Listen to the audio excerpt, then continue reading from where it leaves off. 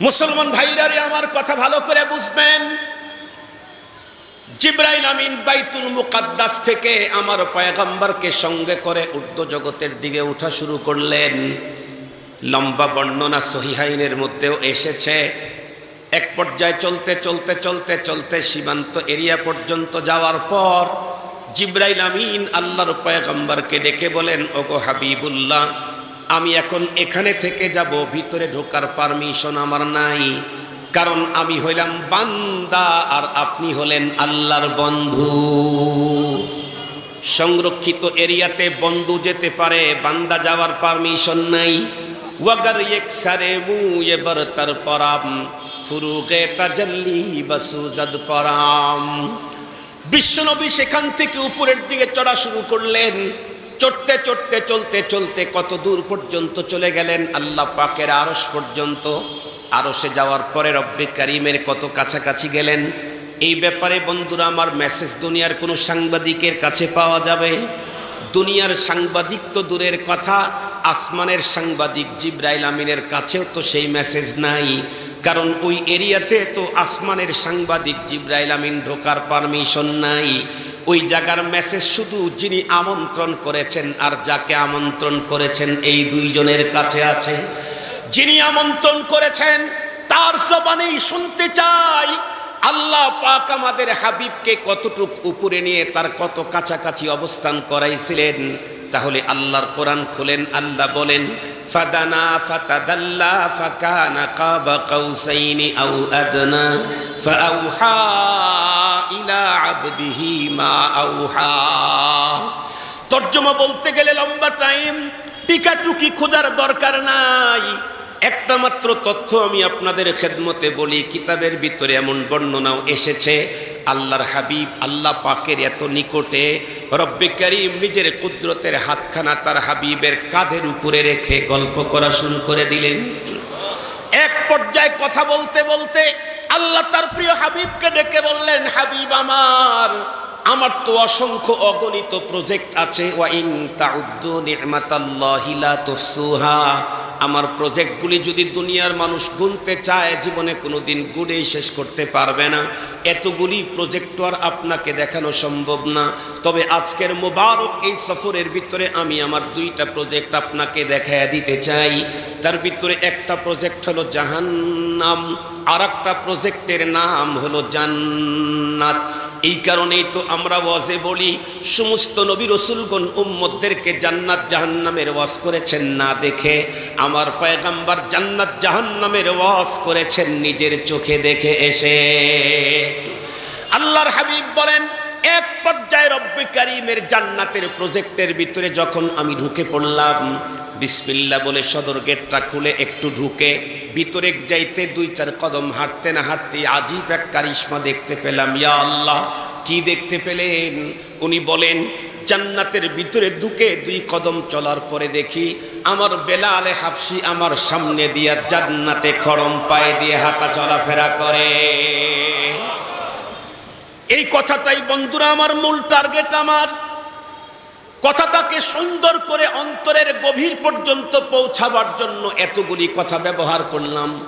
ভালো করে বুঝবেন, রব্বুল আলামিন মূলত তার হাবিবকে দেখায় দিলেন, হাবিব আমার, বেলাল কালো হলে কি হবে, হাফসায় জন্ম নেওয়া হলে কি হবে, কৃত দাস হলে কি হবে, বেলালের আজানের সুর মধুর না হলে কি হবে, কিন্তু আপনি নবীদের নবীর সঙ্গে বেলাল সম্পর্ক করার কারণে তার পজিশনটা কেমন আপনি নিজের চোখে দেখে যান।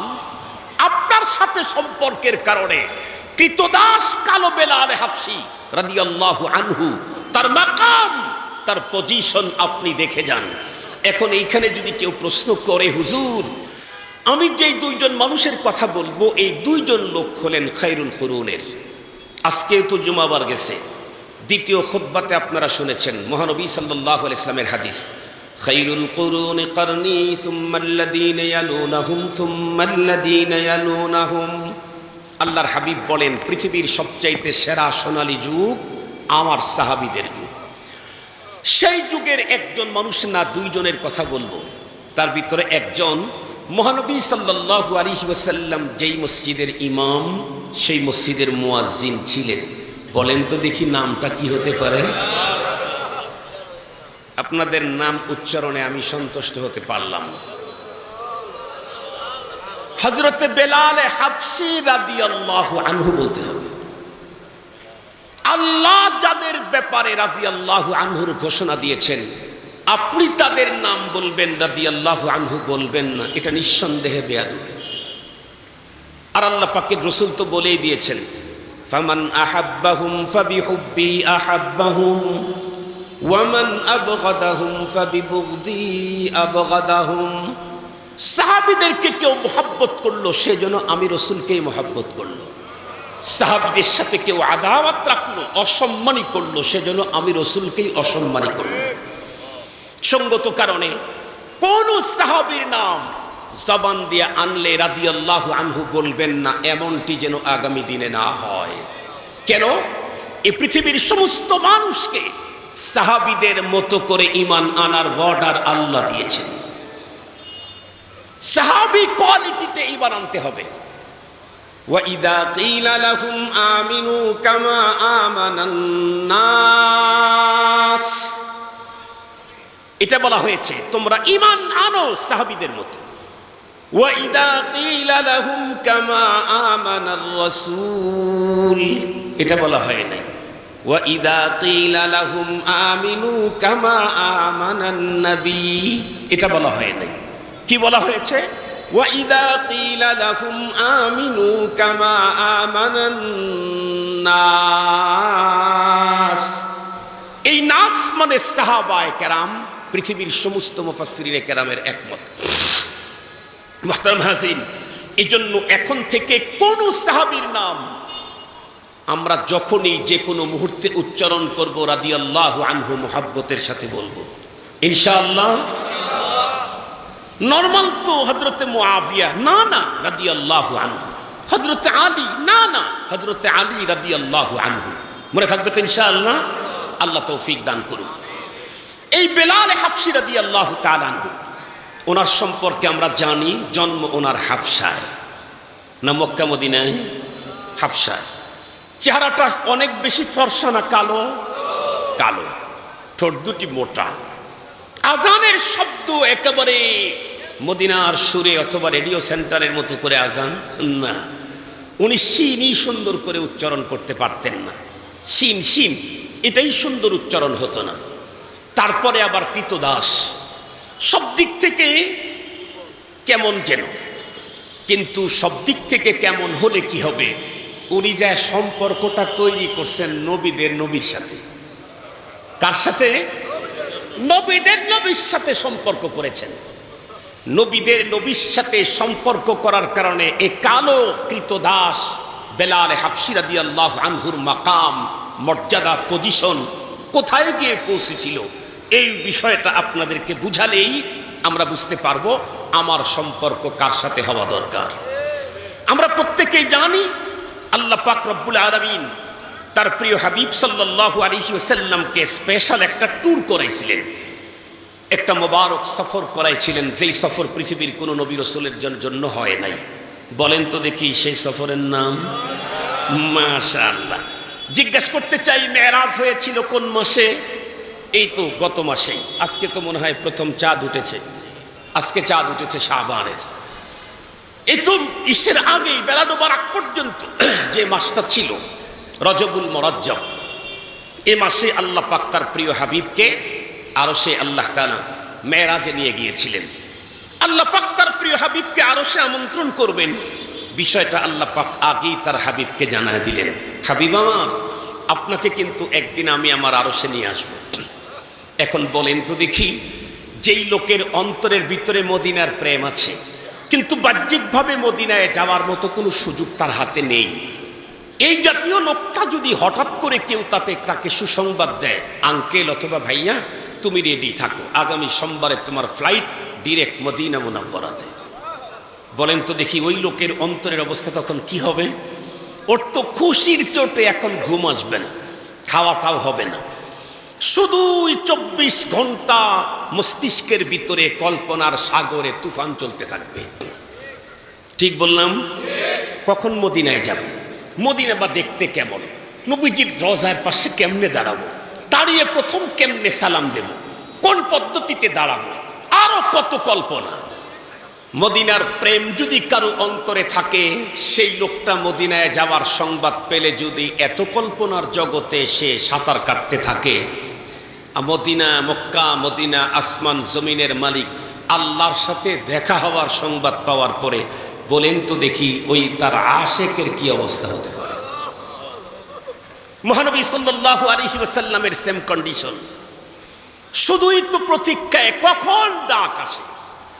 কারণ পৃথিবীর যে যাকে মোহাব্বত করে তার সাক্ষাতের চাইতে প্রিয় মজাদার জিনিস পৃথিবীতে আর কিছু হয় না।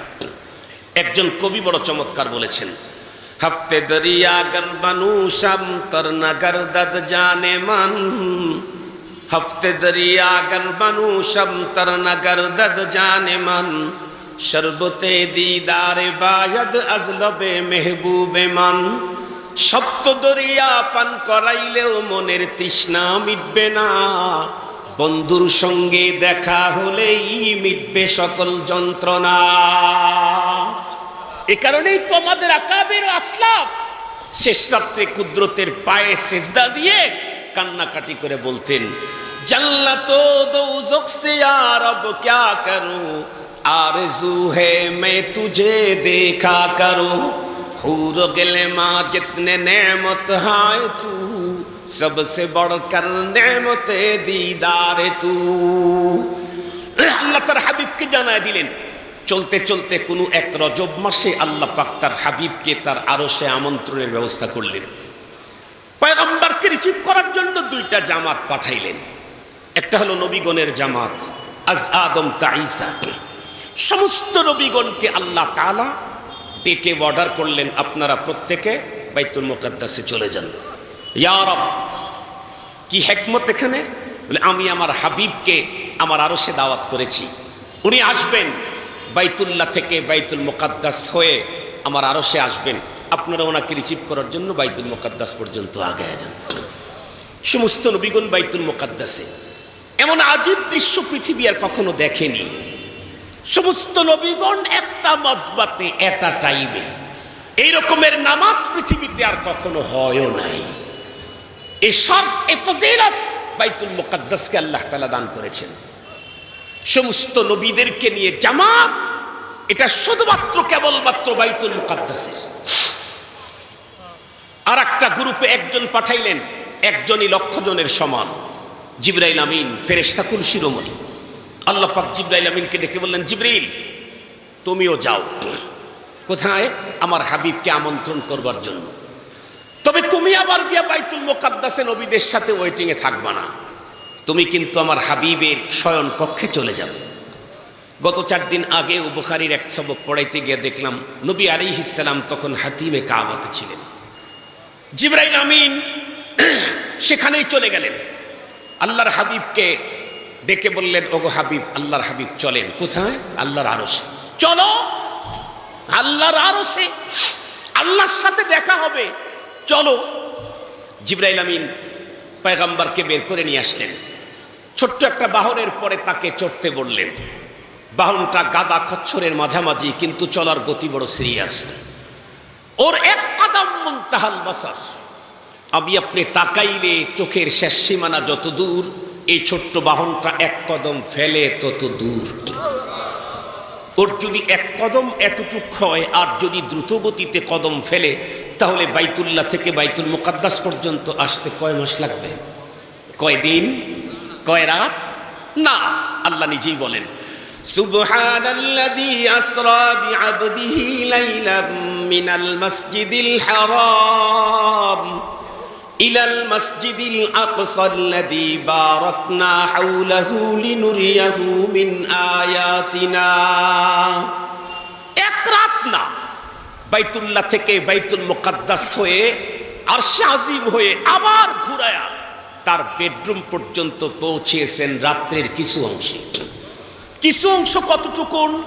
এক বর্ণনায় তো এমনও এসেছে, নবীজি যাওয়ার সময় অজু করেছেন, ঘুরে এসে দেখতেছেন অজুর পানি এখনো গড়তেছে। মুহতারাম হাজিরিন, সেদিকে যেতে চাই না। নবী আলাইহিস সালাম চলে আসলেন বাইতুল মুকাদ্দাসে। জিবরাইল আমিন দেখে বললেন, ওগো আল্লাহর হাবিব, আপনি নামুন। নামলেন। কি করণীয়?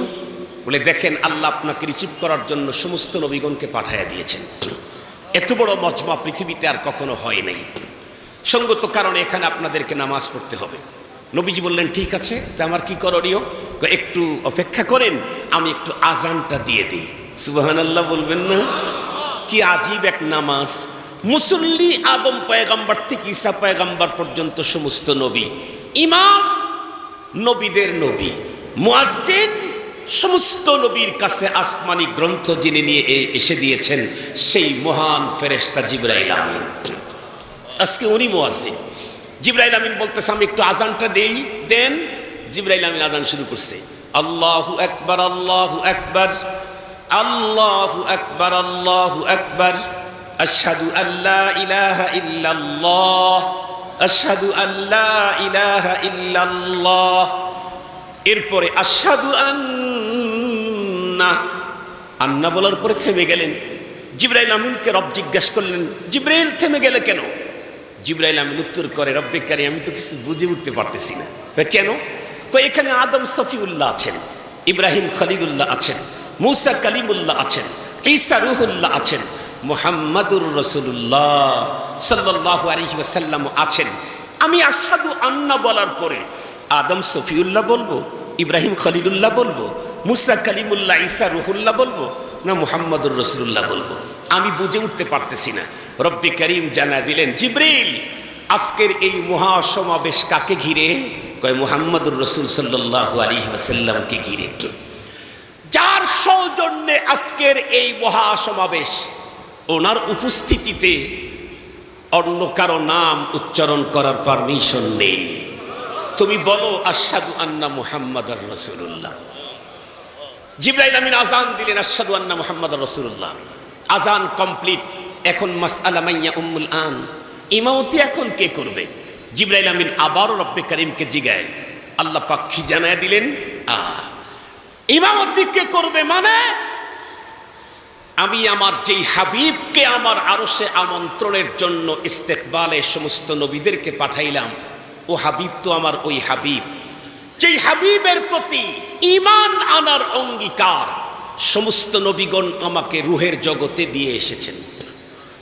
ওয়াইদ আখাযাল্লাহু মিসাকান নাবিয়্যিন লামা আতাইতুকুম মিন কিতাবিন ওয়া হিকমাহ সুম্মা জাআকুম রাসূলুম মুসাদ্দিকুন লিমা মাআকুম লাতু'মিনুন্না বিহি ওয়া লাতানসুরুন্নাহ قال أأقررتم وأخذتم على ذلكم إسري قالوا أقررنا قال فاشهدوا وأنا معكم من الشاهدين। আল্লাহ পাক সমস্ত নবীদেরকে রূহের জগতে এক জায়গায় একত্রিত করে ওইখানে ওয়াদা নিয়ে রাখছিলেন, এই নবী রাসূল, আপনাদের প্রত্যেককে নবুয়ত দেব, ইলম দেব, শরীয়ত দেব, কিতাব দেব, হিকমত দেব। শর্ত হলো একটা, সুম্মা জাআকুম রাসূল, আপনাদের সবার পরে অনেক দেরিতে। সুম্মা তাখির আর আখির দো তরজমা, তাখির আর আখির দো তরজমা। একদম পরে আসবে, সবার শেষে আসবে, অনেক দেরিতে আসবে, সবার শেষে আসবে। লা তুমিনুন্না বিহি, তার প্রতি আপনাদের ঈমান আনতে হবে এবং তাকে সাহায্য করতে হবে। আল্লাহ বলেন, আ'আকরারতুম, আপনারা আমাকে কি সেই প্রতিশ্রুতি দিলেন? ওয়া আখাযতুম আলা যালিকুম ইসরি, সমস্ত নবীগণ এক বাক্যে বলেছিলেন, আকরারনা, আল্লাহ আমরা আপনাকে সেই প্রতিশ্রুতি দিয়ে দিলাম। প্রতিশ্রুতি তো রূহের জগতেই নেওয়া হয়েছে। ওই রাসূল আসলে আর কারো রাসালত আর নবুয়ত চলবে না। সেই রাসূল আসলে সঙ্গত কারণেই ইমামতি তো আর এখন কারো এখতিয়ার নাই, কারো ইমামতি চলবেই না। এখন ইমামতি করার একমাত্র হকদার কে? আমার হাবিব মুহাম্মাদুর রাসূলুল্লাহ সাল্লাল্লাহু আলাইহি ওয়াসাল্লাম। মজার কথা হলো, নবী আলাইহিস সালামের ইমামতিতে নামাজ কমপ্লিট হয়ে গেল। নামাজ শেষে সমস্ত নবীগণ যার যার গন্তব্যে রওনা করলেন। রব্বুল আলামিন জিবরাইল আমিনকে ডেকে বললেন, জিবরিল তুমি আমার হাবিবকে নিয়ে আমার আরশে পৌঁছাবার ব্যবস্থা করো। মুসলমান ভাইরা রে, আমার কথা ভালো করে বুঝবেন। জিবরাইল আমিন বাইতুল মুকাদ্দাস থেকে আমার পয়গম্বরকে সঙ্গে করে ঊর্ধ্ব জগতের দিকে ওঠা শুরু করলেন। লম্বা বর্ণনা সহিহাইনের মধ্যেও এসেছে। এক পর্যায়ে চলতে চলতে চলতে চলতে সীমান্ত এরিয়া পর্যন্ত যাওয়ার পর জিবরাইল আমিন আল্লাহর পয়গম্বরকে ডেকে বলেন, ওগো হাবিবুল্লাহ, আমি এখন এখানে থেকে যাব, ভিতরে ঢোকার পারমিশন আমার নাই, কারণ আমি হইলাম বান্দা আর আপনি হলেন আল্লাহর বন্ধু। সংরক্ষিত এরিয়াতে বন্ধু যেতে পারে, বান্দা যাওয়ার পারমিশন নাই। ওয়াগার এক সারে মুয়ে বরতর পরাম ফুরুগে তাজাল্লি বাসুজাদ পরাম। বিশ্বনবী সেখান থেকে উপরের দিকে চড়া শুরু করলেন। চড়তে চড়তে চলতে চলতে কত দূর পর্যন্ত চলে গেলেন? আল্লাহ পাকের আরশ পর্যন্ত। আরশে যাওয়ার পরে রব্বে কারিমের কত কাছাকাছি গেলেন? এই ব্যাপারে বন্ধুরা আমার মেসেজ দুনিয়ার কোনো সাংবাদিকের কাছে পাওয়া যাবে? দুনিয়ার সাংবাদিক তো দূরের কথা, আসমানের সাংবাদিক জিবরাইল আমিনের কাছেও তো সেই মেসেজ নাই, কারণ ওই এরিয়াতে তো আসমানের সাংবাদিক জিবরাইল আমিন ঢোকার পারমিশন নাই। ওই জায়গার মেসেজ শুধু যিনি আমন্ত্রণ করেছেন আর যাকে আমন্ত্রণ করেছেন এই দুইজনের কাছে আছে। যিনি আমন্ত্রণ করেছেন তার জবানেই শুনতে চাই আল্লাহ পাক আমাদের হাবিবকে কতটুক উপরে নিয়ে তার কত কাছাকাছি অবস্থান করাইছিলেন। তাহলে আল্লাহর কোরআন খুলেন, আল্লাহ বলেন, ফাদানা ফাতাদাল্লা ফাকানা কাবা কাউসাইনি আও আদনা ফাআউহা ইলা আবদিহি মা আউহা। তর্জমা বলতে গেলে লম্বা টাইম, টিকাটুকি খোঁজার দরকার নাই। একটা মাত্র তথ্য আমি আপনাদের খেদমতে বলি, কিতাবের ভিতরে এমন বর্ণনাও এসেছে আল্লাহর হাবিব আল্লাহ পাকের এত নিকটে, রব্বে কারীম নিজের কুদরতের হাতখানা তার হাবিবের কাঁধের উপরে রেখে গল্প করা শুরু করে দিলেন। এক পর্যায়ে কথা বলতে বলতে আল্লাহ তার প্রিয় হাবিবকে ডেকে বললেন, হাবিব আমার তো অসংখ্য অগণিত প্রজেক্ট আছে, ওয়া ইন তাউদ্দু নি'মাতাল্লাহি লা তুহসুহা। আমার প্রজেক্টগুলি যদি দুনিয়ার মানুষ গুনতে চায় জীবনে কোনোদিন গুনেই শেষ করতে পারবে না। এতগুলি প্রজেক্ট আর আপনাকে দেখানো সম্ভব না। তবে আজকের মোবারক এই সফরের ভিতরে আমি আমার দুইটা প্রজেক্ট আপনাকে দেখায়া দিতে চাই। তার ভিতরে একটা প্রজেক্ট হলো জাহান্নাম, আর একটা প্রজেক্টের নাম হলো জান্নাত। এই কারণেই তো আমরা ওয়াজে বলি, সমস্ত নবী রাসূলগণ উম্মতদেরকে জান্নাত জাহান্নামের ওয়াজ করেছেন না দেখে, আমার পয়গম্বর জান্নাত জাহান্নামের ওয়াজ করেছেন নিজের চোখে দেখে এসে।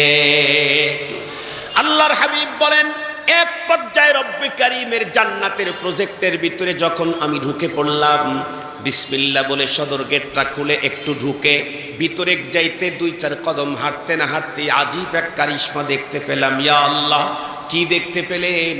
উনি বলেন, জান্নাতের ভিতরে ঢুকে 2 কদম চলার পরে দেখি আমার বেলাল হাফসি আমার সামনে দিয়া জান্নাতে খড়ম পায়ে দিয়ে হাঁটা চলাফেরা করে। এই কথাটাই বন্ধুরা আমার মূল টার্গেট। আমার কথাটাকে সুন্দর করে অন্তরের গভীর পর্যন্ত পৌঁছাবার জন্য এতগুলি কথা ব্যবহার করলাম। ভালো করে বুঝবেন, রব্বুল আলামিন মূলত তার হাবিবকে দেখা দিলেন, হাবিব আমার, বেলাল কালো হলে কি হবে, হাফসায় জন্ম নেওয়া হলে কি হবে, কৃত দাস হলে কি হবে, বেলালের আজানের সুর মধুর না হলে কি হবে, কিন্তু আপনি নবীদের নবীর সঙ্গে বেলাল সম্পর্ক করার কারণে তার পজিশনটা কেমন আপনি নিজের চোখে দেখে যান। আপনার সাথে সম্পর্কের কারণে কৃতদাস কালো বেলাল হাফসি রাদিয়াল্লাহু আনহু তার মাকাম, তার পজিশন আপনি দেখে যান।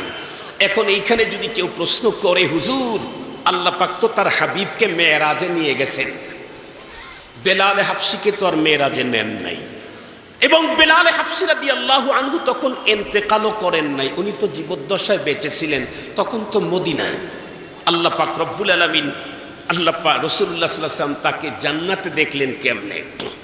এমন প্রশ্ন যদি কেউ করেন, তাহলে আমার এই প্রশ্নের উত্তর দেওয়ার জন্য দেখেন কতগুলা দাঁড়ানো আছে, 1টা 2টা 3টা 4টা 5টা তো দাঁড়ানোই আছে এই প্রশ্নের উত্তর দেওয়ার জন্য। তার মানে এখানে যদি কোনোটাতে লাইভ অপশন চালু থাকে, তাহলে এই লাইভ অপশনে যদি এখন কেউ ঢোকে, আমি তো ওয়াজ করতেছি চট্টগ্রামের আগ্রাবাদে, কিন্তু আমেরিকার কেউ যদি এই লাইভে ঢোকে, ও যেই রুমে আছে সেই রুমেই আমাকে দেখতে পাবে, ও যেই সিটিতে আছে সেই সিটিতে আমাকে দেখতে পাবে। ইংল্যান্ডের কেউ ঢুকলে সে ইংল্যান্ডেই দেখবে, এরপরে পাকিস্তানে কেউ ঢুকলে পাকিস্তানে দেখবে, মালয়েশিয়ার কেউ ঢুকলে মালয়েশিয়াতেই দেখবে। এমনকি কাটা তারের ওই পার আমাদের সাথে সম্পর্ক বেশি ভালো না, ওরাও যদি এটাতে ঢোকে দেখা মাত্র চমকে উঠবে, আরে বিষয় দিলাম না ঢুকলো কেমনে। মোহতারাম হাজিরিন, তার মানে হলো লক্ষ জায়গাতে এক আব্দুল বাসেতকে দেখানো যায় মানুষের প্রযুক্তির কারণে, মানুষের তৈরি করা প্রযুক্তির কারণে এক আব্দুল বাসেতকে যদি লক্ষ জায়গায় দেখানো যায়, এই মানুষটাকে যিনি তৈরি করেছেন তার প্রযুক্তি দিয়া মদিনার বেলালকে জান্নাতে দেখানো যায় না? আল্লাহ পাক রব্বুল আলামিন তার প্রিয় হাবিবকে মূলত দেখায় দিলেন, ও হাবিব, বেলাল হাফসি রাদিয়াল্লাহু আনহু কালো হলে কি হবে, কৃতদাস হলে কি হবে, চেহারা অসুন্দর হলে কি হবে, আপনার সাথে সম্পর্কের কারণে বেলালের পজিশনটা আপনি দেখে যান, জান্নাতে কন্ডিশনটা তার কি। মুহতারাম হাজিরিন, পক্ষান্তরে ওই যুগের আরো একজন মানুষ, আল্লাহু আকবার, সেই লোকের অবস্থা তো বেলাল হাফসির একদম রাদিয়াল্লাহু আনহু একদম বরআক্স, উল্টা। হাফসি বেলাল হাফসি রাদিয়াল্লাহু তাআলা ছিলেন কালো। এখন যেই লোকটার নাম বলবো সেই লোকটা সুন্দর তো সুন্দর, বেশি সুন্দর হওয়ার কারণে তার নাম আবু লাহাব। আমাদের দেশে কোনো মানুষ যদি অস্বাভাবিক সুন্দর চেহারার অধিকারী হয়, ছেলেরা বলে দেখ দেখ চেহারা না আগুন রে আগুন, বলে না বলে না? বেশি সুন্দর হলে আগুন বলি। আবু লাহাব রে তো আগুন বলে নাই, আগুনের বাবা বলছে। আবু লাহাব, লাহাবের বাবা, এত সুন্দর চেহারা। আবু লাহাবের জন্ম হাফসাতে না, পৃথিবীর সবচাইতে শ্রেষ্ঠতম জমিন, যেই জমিনে খানায় কাবা, যেই জমিনে মাকামে ইব্রাহিম, যেই জমিনে মাতাফ, যেই জমিনে হাতিমে কাবা, যেই জমিনে সাফা মারওয়া, যেই জমিনে মিনা মুজদালিফা, যেই জমিনে আরাফা, যেই জমিনে জাবালে নূর, জাবালুর রাহমা, সেই জমিনে জন্মগ্রহণ করেছে আবু লাহাব। বংশের দিক থেকে বিশ্বসেরা। আল্লাহ পাকের রসুল সহিহ হাদিসের বর্ণনায় আছে, নবীজি বলেন আল্লাহ তামাম আলমের মধ্যে বনু কেনানাকে চয়েস করেছেন, সেখান থেকে কুরাইশ, হাশিমি, অমক তমক, সেখান থেকে আব্দুল মুত্তালিব, সেখান থেকে আমাকে। আরো সহজে বুঝবার জন্য বলতে চাই, আমরা আমাদের পয়গম্বরের বংশীয় মর্যাদা বর্ণনায় যতগুলি কথা বলি সবগুলি আবু লাহাবের জন্য প্রযোজ্য। আমার পয়গম্বর ইসমাইলি, আবু লাহাব ইসমাইলি। আমার পয়গম্বর কুরাইশি, আবু লাহাব কুরাইশি। আমার পয়গম্বর হাশিমি, আবু লাহাব হাশিমি। আমার পয়গম্বর মুত্তালিবি, আবু লাহাব মুত্তালিবি। গভীরভাবে নজর দিলে আমার পয়গম্বর মুত্তালিবি বিল ওয়াসিতা, আবু লাহাব মুত্তালিবি বেলা ওয়াসিতা। আমার পয়গম্বর মুত্তালিবি হযরত আব্দুল্লাহর মাধ্যমে, আবু লাহাব